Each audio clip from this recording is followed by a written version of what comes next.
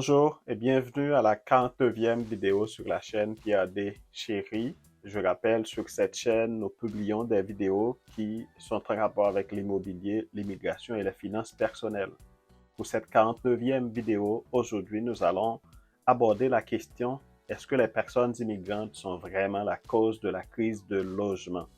N'hésitez pas à partager cette vidéo, beaucoup plus cette 49e vidéo, parce que ça concerne les personnes immigrantes. Si vous en connaissez, envoyez tout de suite cette vidéo. Si vous connaissez des personnes issues de l'immigration première, deuxième, troisième génération, n'hésitez pas à partager massivement cette vidéo. Je rappelle aussi que vous pouvez, si ce n'est pas déjà fait, vous pouvez vous abonner à la chaîne pour encourager l'initiative. Et maintenant, comme plusieurs d'entre vous me l'avaient déjà demandé, vous avez la possibilité de devenir membre VIP de la chaîne en cliquant sur Joindre en français, Join en anglais. Vous aurez la possibilité de donner volontairement une contribution qui témoigne de votre envie de collaborer, d'encourager cette initiative. Et en tant que membre VIP de la chaîne, vous bénéficierez d'un ensemble d'avantages et de privilèges exclusifs. Je précise qu'il y a déjà 48 vidéos disponibles sur la chaîne. Certaines sont en français, d'autres sont en créole. N'hésitez pas à les regarder, n'hésitez pas à nous exprimer vos commentaires, et ce sont des vidéos que vous pouvez laisser télécharger pendant que vous vous vaquez à vos activités ordinaires, parce que nous traitons de l'immobilier ou bien de l'immigration ou bien des finances personnelles. Ce sont tous trois sujets qui sont en rapport direct avec votre vie quotidienne. Maintenant, revenons à la question principale de cette 49e vidéo. Est-ce que les personnes immigrantes sont vraiment la cause de la crise de logement? Vous avez constaté comme moi, il y a une graphique, un tableau qui circule, qui a été produit, et ce tableau établit une corrélation. Mais d'abord, je crois que ce n'est pas exagéré de constater que dans le discours public et privé sur l'immigration, il y a une sorte d'extrémisation. On pourrait parler d'une sorte d'extrême droitisation du discours public sur l'immigration. Évidemment, ce n'est pas un phénomène qui est typique au Canada, c'est un phénomène qui est présent dans beaucoup de pays où il y a de plus en plus de nouveaux arrivants. En France, par exemple, on a relaté certaines déclarations qui sont les unes plus extrémistes que d'autres, certains partis qui se réclament ouvertement anti-immigration. Et dans tous les cas où, dans ces cas-ci, la personne immigrante est considérée comme un simple consommateur jouisseur, Et cette évocation est traduite par des discours comme capacité d'accueil, offre de services de santé, de logement, de garderie, éducation, services des organismes communautaires pour accueillir les personnes immigrantes. Et dans ce cas, la personne immigrante est considérée comme un consommateur jouisseur qui vient jouir, qui vient bénéficier de services publics ou non publics. La personne immigrante est aussi décrite comme la cause de certains problèmes sociaux ou des enjeux sociaux. Il y a un chef de parti au Canada qui a établi une liaison qui n'existe que dans sa tête entre les immigrants et l'augmentation des discours de droite.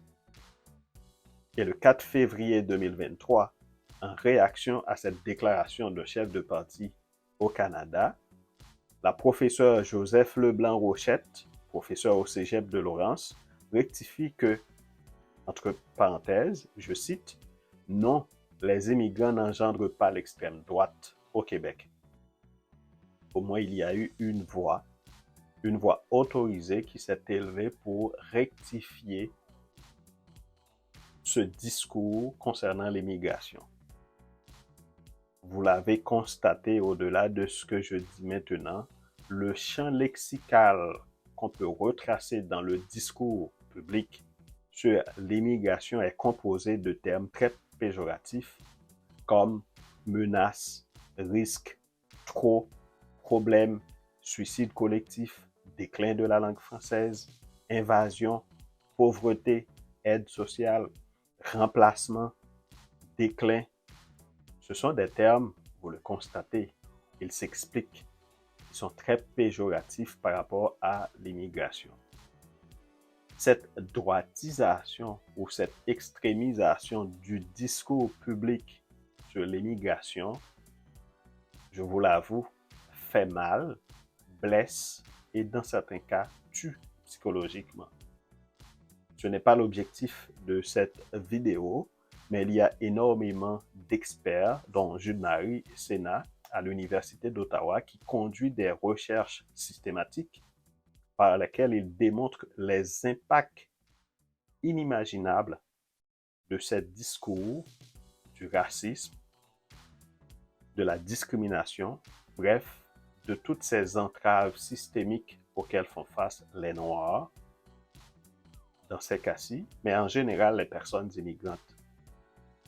Dans la droitisation ou l'extrémisation du discours, on constate un phénomène qui est beaucoup plus courant aux États-Unis, surtout avec le régime de Trump.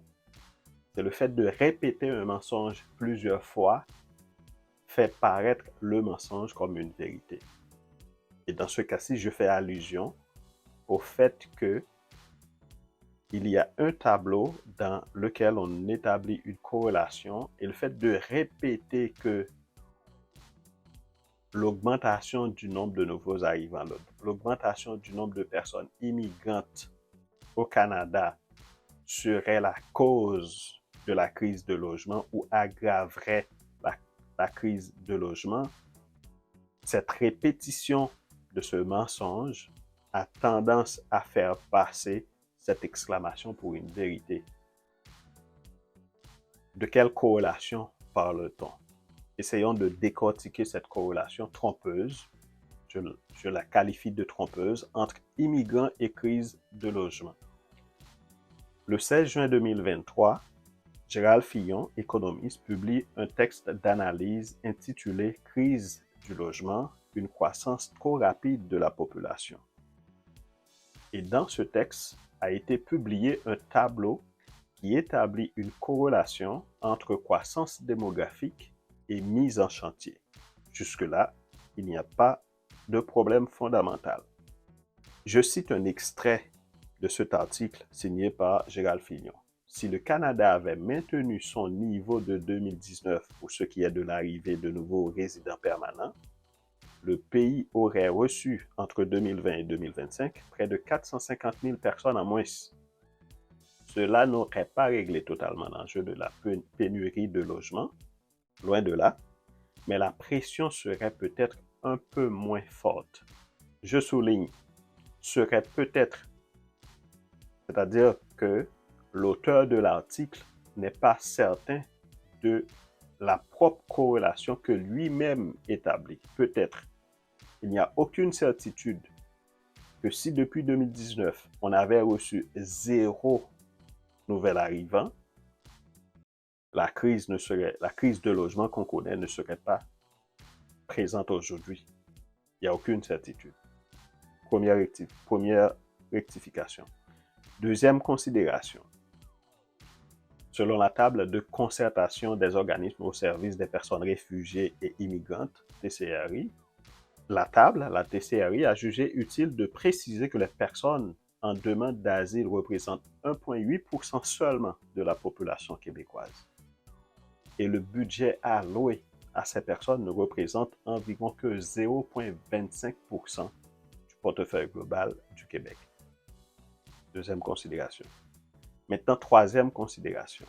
Dans le tableau où est établie une corrélation entre le nombre de mises en chantier et la population du Canada, au lieu de poser la question « Est-ce que la crise de logement est due à une croissance rapide de la population ?» Pourquoi ne pas voir le verre à moitié rempli plutôt de le voir à moitié vide?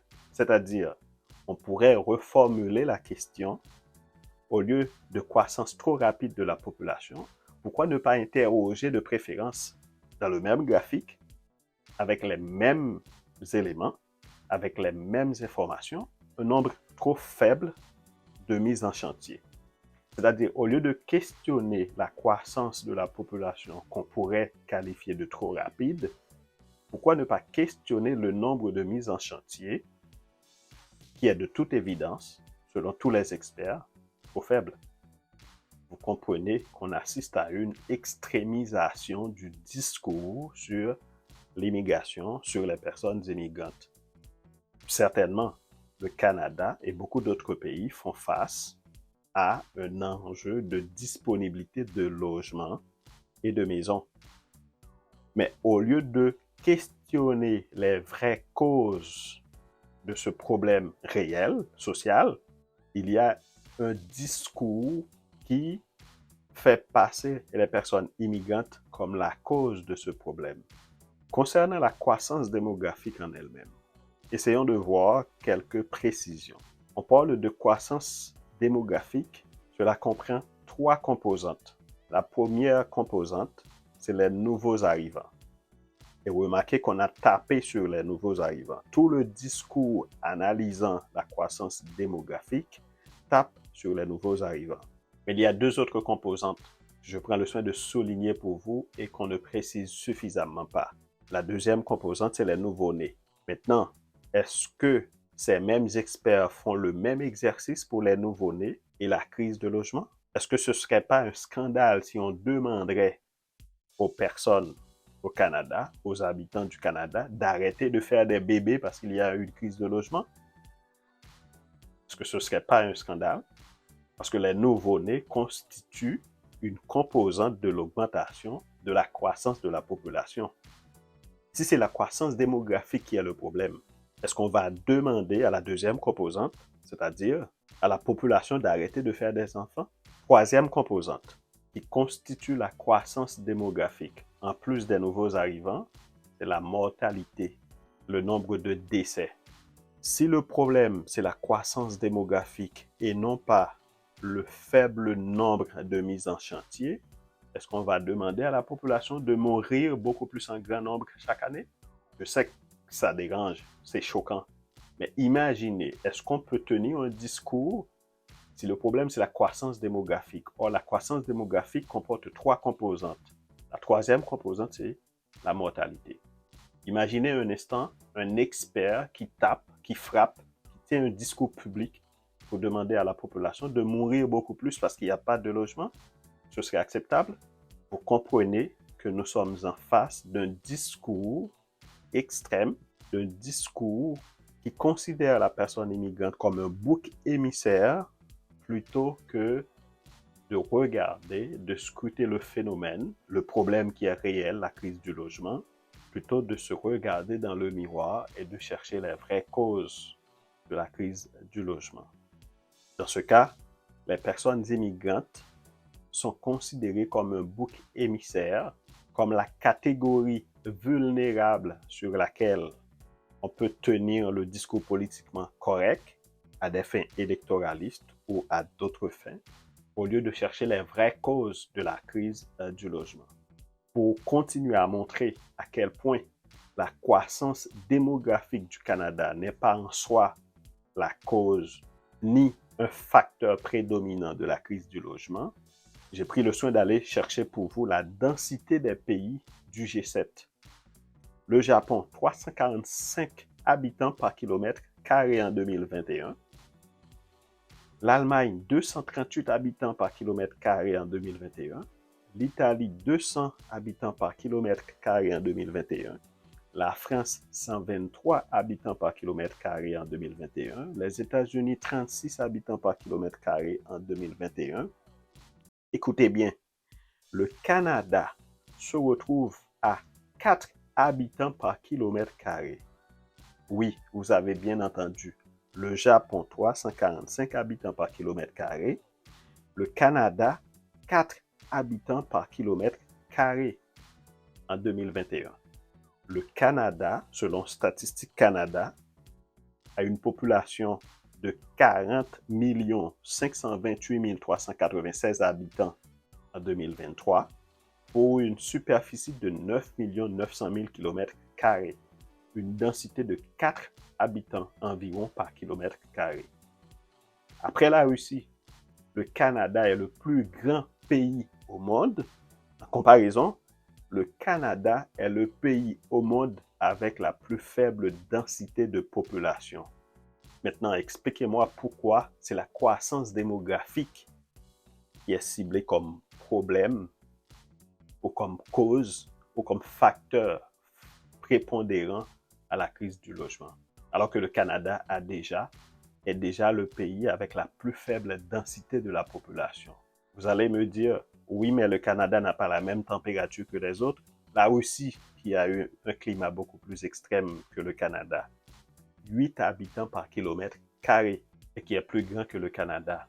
La Norvège, 16 habitants par kilomètre carré.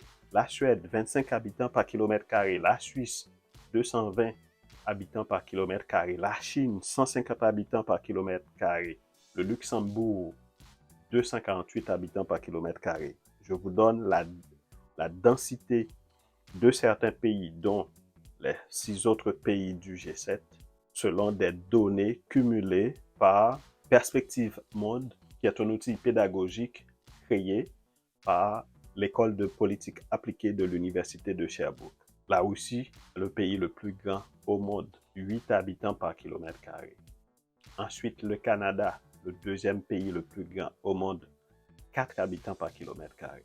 Est-ce que quelqu'un peut m'expliquer en quoi la croissance démographique du Canada devient un problème, pendant que même avec cette croissance, la population, la densité du Canada est la plus faible au monde, 4 habitants par kilomètre carré. En comparaison avec la Chine, 150 habitants par kilomètre carré, Luxembourg, 248 habitants par kilomètre carré, etc. Ça, c'est concernant la croissance démographique qu'on juge à tort et à travers comme facteur fondamental de la crise, qui serait facteur fondamental de la crise de logement.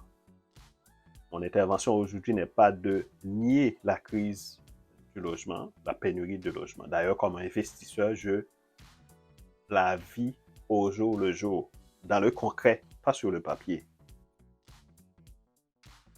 Mais comment expliquer, comment tenter faire croire, comment tordre le cou de la science, comment établir une corrélation si superficielle, si superflue, pour faire croire que les personnes immigrantes seraient le responsable de la crise de logement et répéter à tout bout de champ que la croissance démographique du Canada est un problème, est un enjeu, etc. Pendant que le Canada, deuxième plus grand pays au monde, a la plus faible densité, 4 habitants par kilomètre carré. Maintenant, autre aspect à considérer pour montrer comment le discours extrémiste contre les personnes immigrantes fait mal. Qui sont ces immigrants? C'est un autre aspect assez important. Une personne immigrante, c'est d'abord une personne humaine qui, très souvent, fait face à des situations inhumaines.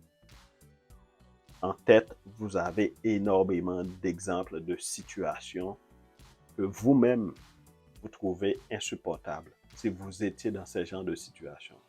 Quand vous entendez ces discours qui frappent sur l'immigration, qui tapent sur les personnes immigrantes, pensez à ces personnes humaines qui sont en proie à toutes sortes de situations. Je ne cite pas d'exemple, mais vous en avez assez d'images. Vous faites les nouvelles, vous en entendez. Une personne immigrante, contrairement au discours politique, contrairement au discours public, qui fait toujours passer une personne immigrante comme un consommateur jouisseur de services publics et non publics, une personne immigrante, je le rappelle, et des données, des chiffres existent pour le prouver, est aussi un potentiel contributeur de la richesse et de la prospérité de la terre d'accueil.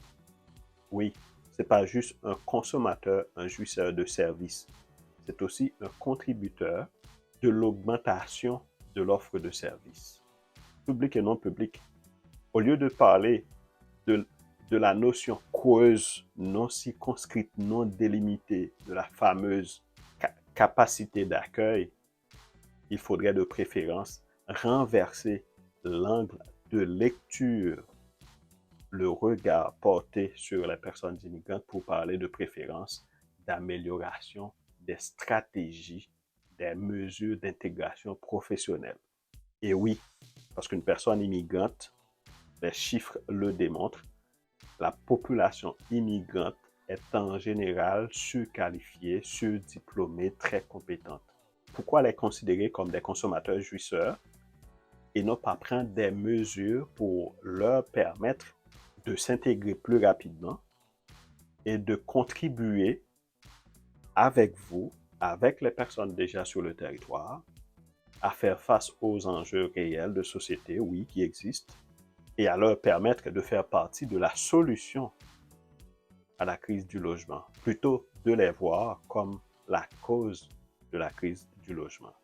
Une personne immigrante, c'est un travailleur actif qui peut permettre à la société canadienne ou à la société d'accueil d'offrir aux personnes retraitées ce qui leur est dû parce qu'ils se sont sacrifiés pour la génération actuelle.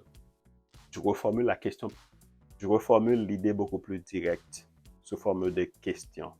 Qui va travailler pour permettre à la société de prendre soin des personnes retraitées? Qui? Quand on tape sur les personnes immigrantes, j'ai l'impression d'assister à un discours aveugle de façon volontaire qui refuse de comprendre l'importance des personnes immigrantes, l'importance des nouveaux arrivés dans toutes les sphères de la société. Une personne immigrante, c'est aussi un proche, un conjoint, une conjointe du travailleur essentiel que vous avez appelé ange gardien pendant la pandémie.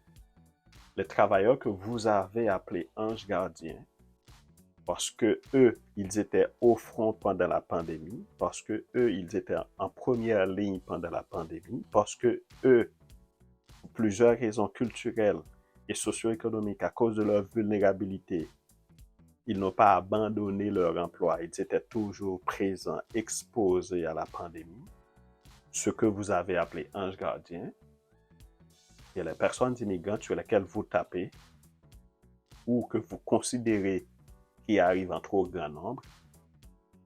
Ce sont souvent des proches, des conjoints, des époux, des épouses, des anges gardiens que vous avez remerciés pendant la pandémie. Est-ce que ces discours extrêmes sur l'immigration veulent que ces anges gardiens que vous-même avez remerciés soient restés au pays sans avoir la possibilité de bénéficier du regroupement familial, par exemple? Au lieu de considérer une personne immigrante comme la cause de la crise du logement, ce qui est faux, au contraire, les personnes immigrantes, de par leur statut de vulnérabilité, on n'aura pas le temps de développer en quoi les personnes immigrantes sont vulnérables ici, mais de par leur vulnérabilité, les personnes immigrantes sont beaucoup plus à risque d'être victimes, comme vous, comme les autres, de la crise de logement. Dans ce cas, la solution, ce n'est pas de faire des victimes des bourreaux, ce n'est pas de considérer, de tenir un discours sur les personnes immigrantes qui sont plus à risque d'être victimes de la crise de logement pour demander à ce qu'on réduise le nombre de personnes immigrantes à accueillir ici. La meilleure approche, ce serait de poser la question fondamentale, quelles sont les vraies causes de la crise de logement? Parce que comme je l'ai dit tantôt, même si pendant 5 ans, on ne reçoit 0 personne immigrante au Canada, la crise de logement restera et ne sera pas éradiquée. Pourquoi? Parce que les personnes immigrantes, non, ne sont pas la cause de la crise de logement. Quelles sont les vraies causes de la crise de logement? Dans la prochaine vidéo, je vais consacrer quelques minutes pour vous lister avec chiffres à l'appui, avec articles de presse à l'appui, avec documentation à l'appui, les vraies causes de la crise de logement avec les déclarations d'acteurs concrets sur le terrain qui parlent, qui interviennent concernant la crise de logement. Ça a été un plaisir de faire cette discussion sur la relation erronée qu'on établit entre les personnes immigrantes et la crise de logement. N'hésitez pas à partager massivement cette vidéo pour dire aux personnes immigrantes non, ne vous sentez pas coupable, vous n'êtes pas responsable de la crise de logement.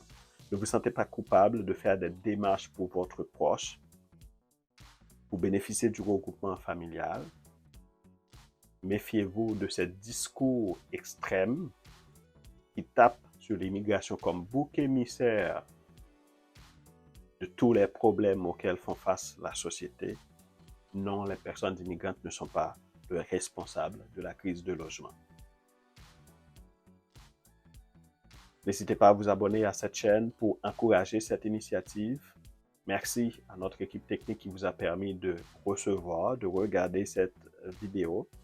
Merci à nos abonnés. Au moment d'enregistrer cette vidéo, nous étions à 1482. Merci beaucoup parce que en novembre dernier, on était à 4 abonnés lors de la publication de la première vidéo.